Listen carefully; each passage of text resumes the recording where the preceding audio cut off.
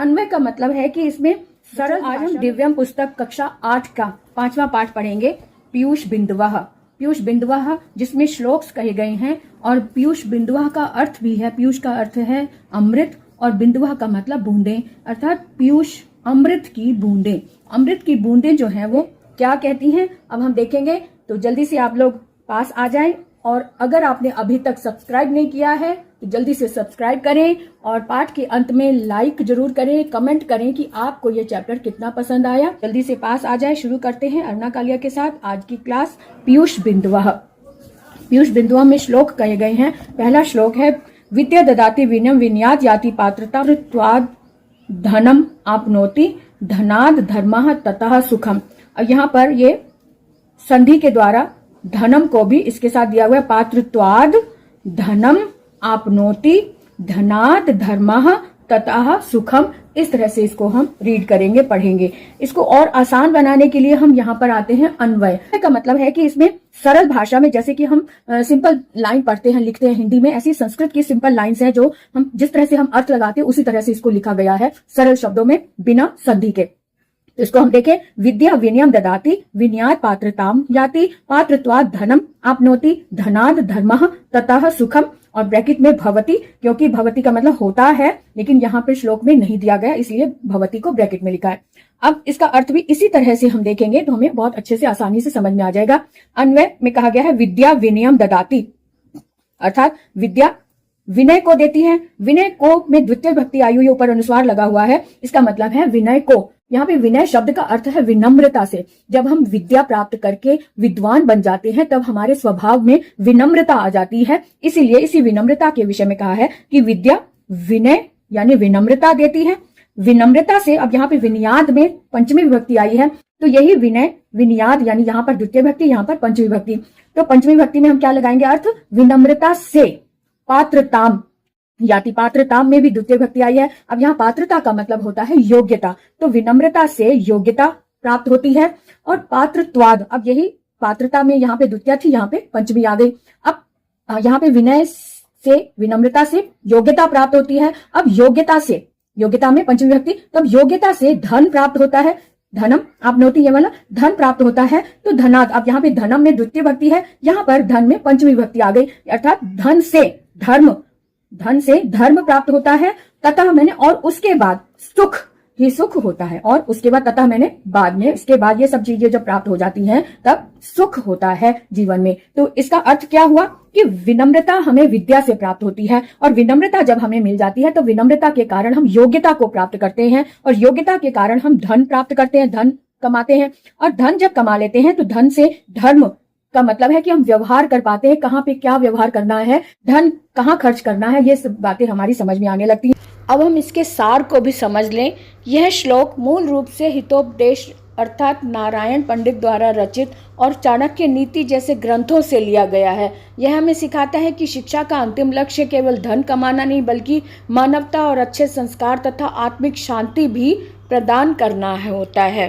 पर आते हैं, दूसरे श्लोक में कहा गया है, अपूर्वः को अपि कोशो अयम विद्यते तव भारती व्ययतः वृद्धिम आयाति क्षयम आयाति संचयात। अर्थात अपूर्व को अपि कोशो अयम विद्यते तव भारती, तव मैंने तुम्हारा, भारती जो है वो सरस्वती देवी को कहा गया है, यानी कि हे भारती तुम्हारा कोश, कोश मतलब तुम्हारा जो खजाना है, अयम मैंने यह है, ऐसा खजाना जो है वो अपूर्व जान पड़ता है, अपूर्व है यानी कि अद्वितीय है। क्यों अद्वितीय है? व्ययतः वृद्धिम आयाति, जो कि व्यय यानी व्यय करने से, खर्च करने से तो वृद्धि को प्राप्त होता है यानी और बढ़ता है। और अगर हम इसे खर्च नहीं करते हैं यानी कि संचय करते हैं, जमा कर लेते हैं, तो ये क्षयम आयाति, तब ये कम होने लग जाता है, नष्ट होने लग जाता है। तो इसलिए ऐसा तुम्हारा खजाना जो है वो अपूर्व है। अब इसको यहाँ देखें, हे भारती तव अयम कोशः कः अपि अपूर्वः विद्यते। हे भारती तुम्हारा यह कोश, यह खजाना किस तरह भी अपूर्व है, अद्वितीय है। यह मैंने जो व्ययता मैंने खर्च करने से वृद्धि को प्राप्त होता है, वृद्धि होती है जिसमें, और संचय करने से क्षयम आयाति, तो संचय करने से जो नष्ट होता है या कम होता चला जाता है। श्लोक के इस अर्थ को हम इस तरह से भी समझ सकते हैं हे देवी सरस्वती, आपका यह विद्या रूपी खजाना बड़ा ही अद्भुत और अनोखा है। सामान्य खजाने अर्थात धन दौलत खर्च करने से जो घट जाते हैं, लेकिन आपका यह खजाना दूसरों को बांटने या खर्च करने से और बढ़ता है और अपने पास छिपा कर रखने से यह नष्ट हो जाता है। तीसरा श्लोक कहता है विद्वतम विद्वत्वम च नृपत्वम च नैव तुल्यम कदाचन स्वदेशे पूज्यते राजा विद्वान सर्वत्र पूज्यते।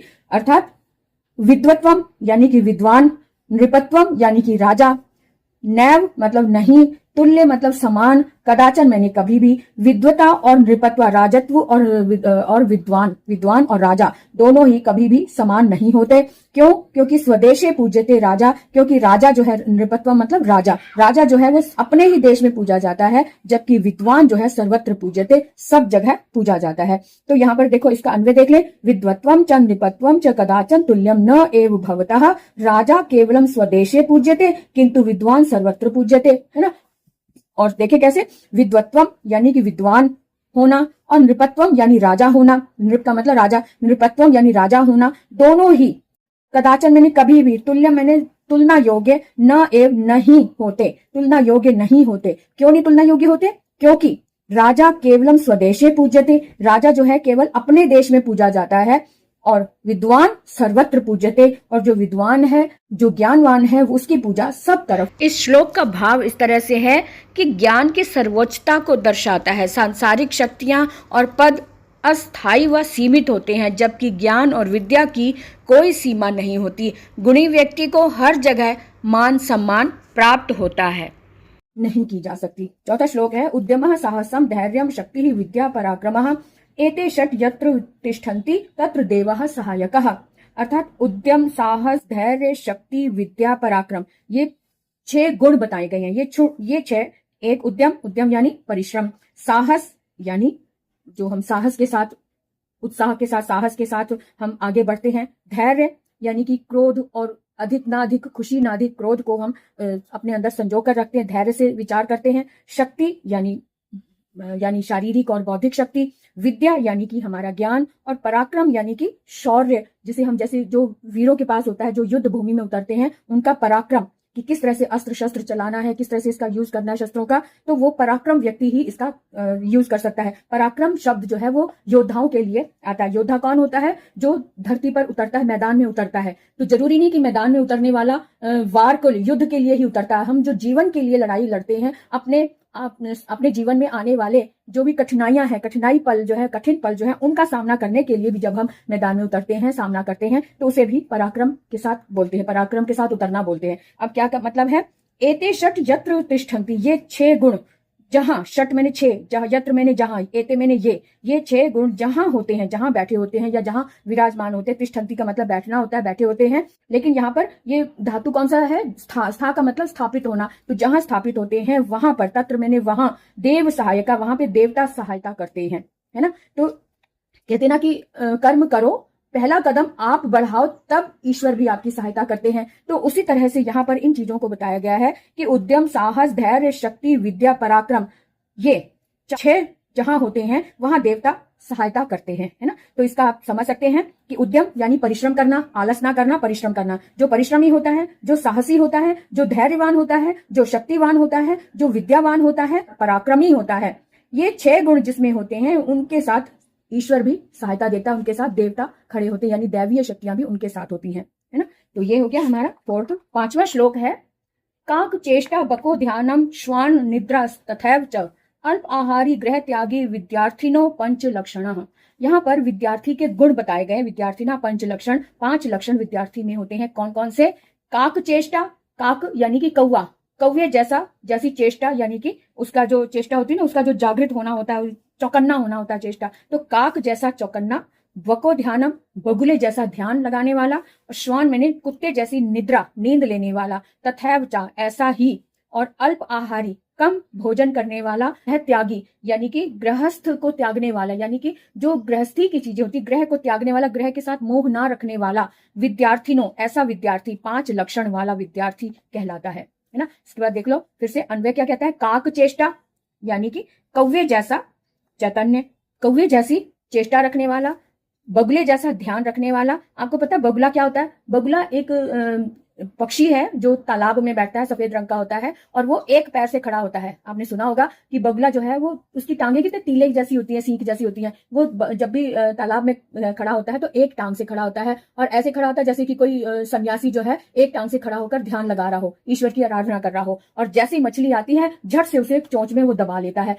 तो यानी कि इसलिए कहा गया है कि बको ध्यानम, बगुले जैसा ध्यान लगाने वाला हो। और श्वान निद्रा, और श्वान मतलब कुत्ता, कुत्ते की नींद कैसी होती है? जैसे एकदम कहीं पर भी सो रहा हो, हल्की सी धमक भी आती है ना, जमीन भी हल्की सी कंपन होती है या हल्की सी भी आवाज कहीं से आती है जो हम लोगों को, आम लोगों को सुनाई नहीं देती है, लेकिन कुत्ते को सुनाई दे जाती है और वो झट से जाग जाता है और जागृत हो जाता है। तो इसी तरह से अल्प आहारी जो विद्यार्थी होता है, उसका अल्प का मतलब कम, आहार मतलब भोजन, कम भोजन लेने वाला, मतलब ठूस ठूस के खाने वाला नहीं, क्योंकि ठूस ठूस के खाने वाले को नींद अधिक आती है, आलस अधिक आता है, और कम जितना चाहिए उतना आहार करने वाला व्यक्ति ही, विद्यार्थी अच्छे से बन सकता है। क्योंकि वो विद्या प्राप्त करते समय वो तभी वो ध्यान लगा पाएगा जब उसमें आलस नहीं होगा, उसको नींद नहीं आएगी, नींद कम आएगी। और गृह त्यागी इसलिए कहा गया है कि गृह के, घर के का जो मोह होता है, जैसे माता पिता हैं उनके सामने बच्चों का मोह होता है, तो बच्चों के लिए ही वो सब कुछ करते हैं, उसमें मोह में पड़े रहते हैं। तो लेकिन जो विद्यार्थी होता है वो गृह त्यागी होना चाहिए, गृह के साथ मोह लगाने वाला नहीं होना चाहिए, क्योंकि अगर वो मोह करेगा तो वो पढ़ेगा कैसे? यानी घर की परिस्थितियों से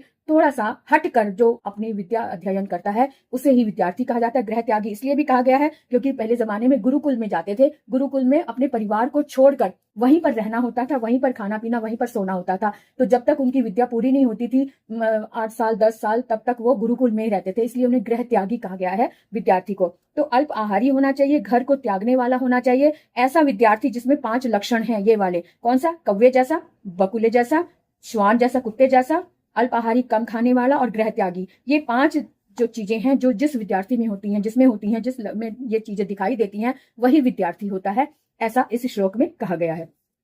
अब आगे देखिए, छठा देखेंगे कि रूप यौवन संपन्ना, यानी रूप और यौवन से संपन्न यानी युक्त, विशाल कुल संभवः, अर्थात विशाल मतलब ऊंचे, ऊंचे कुल में जो जन्म लेता है या जिसके पास ऊंचा कुल संभव है वह।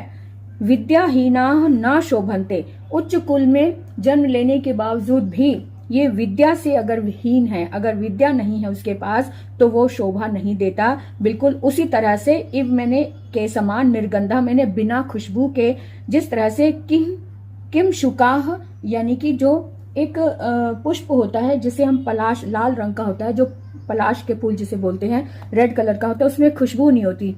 तो बिल्कुल उसी के समान है विद्या के बिना वह व्यक्ति, उसी तरह से जिस तरह से लाल फूल इतने सुंदर होते हुए भी वे बिना खुशबू के रहते हैं। इसका अन्वय भी देख ले कि ये यानी कि जो सब रूप यौवन संपन्ना, जो रूप और यौवन से संपन्न है, विशाल कुल संभवः, विशाल कुल यानी ऊंचा घराना जिसका है, ऊंचा परिवार जिसका है, ऊंचा कुल है जिसके पास, परम मैंने परंतु विद्याहीन, विद्या के बिना नहीं है, संभव है नहीं, जिसके पास विद्या नहीं होती है, ते मैंने वे, ये बहुवचन है, जिस तरह से ये मैंने वो सब और ते मैंने वे सब, जो रूप और यौवन से संपन्न है, विशाल ऊंचे कुल में जिन्होंने जन्म लिया है, परंतु विद्या के बिना, विद्या नहीं है जिसके पास, विद्या नहीं होती जिसके पास, वे सब निर्गंधा मैंने बिना खुशबू के, किम शुका मतलब जो पलाश के फूल लाल कलर के होते हैं, देखने में बहुत सुंदर होते हैं, लेकिन